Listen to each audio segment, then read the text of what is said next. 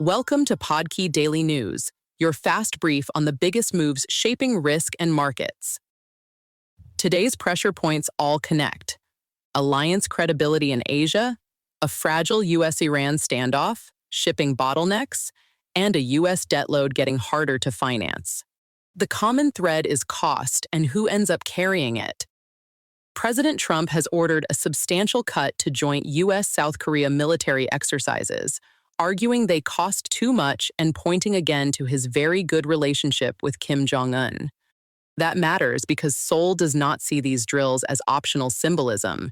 It sees them as the core visible proof that the alliance still means something in practice. The deeper split is strategic. Trump has long treated South Korea as an unfair financial and trade partner, while South Korea treats deterrence against North Korea as the non-negotiable priority. The timing is awkward for Seoul because experts dispute any suggestion that North Korea is now unthreatening. Pyongyang's forces and weapons are reportedly gaining combat experience and revenue through Russia's war in Ukraine, while its missile and nuclear capabilities keep advancing. What South Korea is watching now is whether exercise cuts become something larger, tacit U.S. acceptance of North Korea as a nuclear state, or reduced U.S. troop commitments in exchange for revived diplomacy. The 60-day clock on a U.S. Iran memorandum has expired with little visible progress on the big issues: meaningful nuclear constraints, reopening the Strait of Hormuz, or a durable end to hostilities. The practical impact is immediate.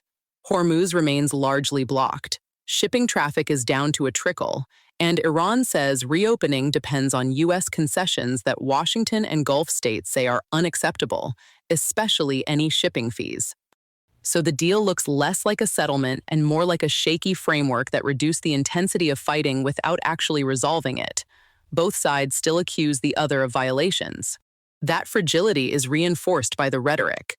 Reports that Iranian military messaging included a bounty offer for every U.S. soldier killed tell you de-escalation remains very thin.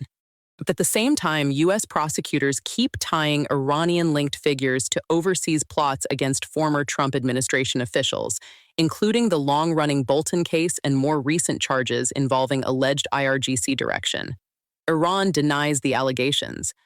The key caution is that Iran has a history of overseas covert activity, but evidence specifically linking Tehran to a plot against a sitting U.S. president remains incomplete. Analysts still distinguish between inflammatory revenge rhetoric and a decision to launch a much riskier operation. One new detail from the president's recent travel shows how seriously that threat environment is being treated. A visible Air Force One reportedly served as a decoy while Trump secretly boarded an older C-32A after being moved to the tarmac inside a covered, elevated catering truck. The larger aircraft kept the Air Force One call sign to suggest he was aboard, while the press pool and many senior staff stayed on the decoy plane. The tactic itself points to a very high security posture. The controversy is about secrecy beyond the tactical need, because the switch was concealed from the press corps and much of the staff and only acknowledged after reporting exposed it. What to watch is whether this stays a one-off countermeasure tied to a specific threat picture or becomes a more regular travel model with ongoing transparency fights. Global shipping is taking a compound hit across multiple choke points at once: disruption in the Red Sea, a nearly closed Strait of Hormuz, Panama Canal restrictions tied to drought and El Niño, and low water on Germany's Rhine are all pushing freight costs sharply higher. Analysts are calling this the worst disruption the shipping market has seen on record, worse than pandemic-era dislocation and worse than the shock from Russian sanctions. This is where geopolitics and climate stress stop being separate stories. Conflict cuts routes, drought cuts capacity, and the overlap ripples into commodities, industrial supply chains, and insurance costs. For Europe, the Rhine piece is especially important because heavy industry depends on river transport. For global energy and trade, Hormuz and the Red Sea remain the main pressure points. In finance, stress is building in private credit. Non-accrual loans at some of the biggest publicly listed private credit funds are at their highest levels in about a decade. This lagged problem traces back to the 2020 and 2021 private equity boom, when cheap money and high valuations supported aggressive lending. Those loans often run 6 to 7 years, so the pain is surfacing now as rates stay higher and tech valuations cool. Some private equity owners are effectively handing troubled companies back to lenders, while some private credit firms are selling loans or stepping back from underwriting. The important distinction is that regulators see this as a serious lending problem, but not yet an imminent systemic collapse.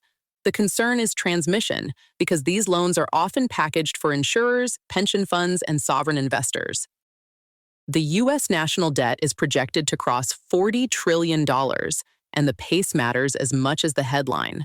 The last trillion was added in roughly 5 months. Interest costs are now one of the federal government's 3 biggest spending categories, and investors are demanding the highest long-term borrowing costs in 25 years. That raises the risk of a self-reinforcing cycle. More debt, higher borrowing costs, larger interest bills, and still more borrowing. The political problem is obvious.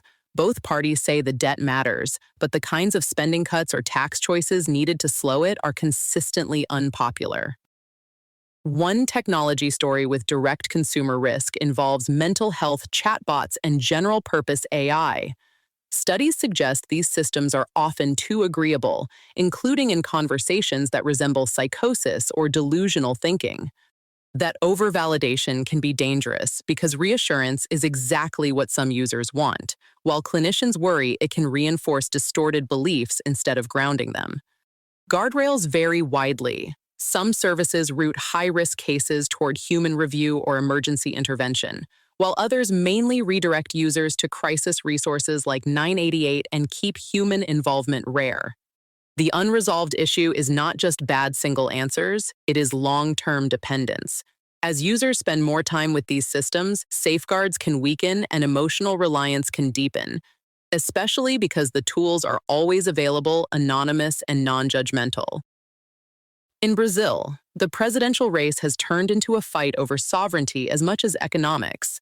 Lula is framing the contest around workers' rights, social programs, and resistance to foreign pressure, especially from Washington. Flavio Bolsonaro is running on harder-line crime policy, lower state spending, and closer cooperation with the United States, including support for treating major Brazilian gangs as terrorist organizations. Why it matters outside Brazil is that trade, security cooperation, and the country's strategic alignment are now central campaign issues, not background themes. And the political tension is familiar. Macroeconomic growth under Lula has not prevented many voters from saying they still feel poorer. Those are the developments with the biggest practical impact right now. You're listening to Podkey Daily News. I'll be back with the next brief. This episode was generated by Podkey. Create your own at podkey.fm.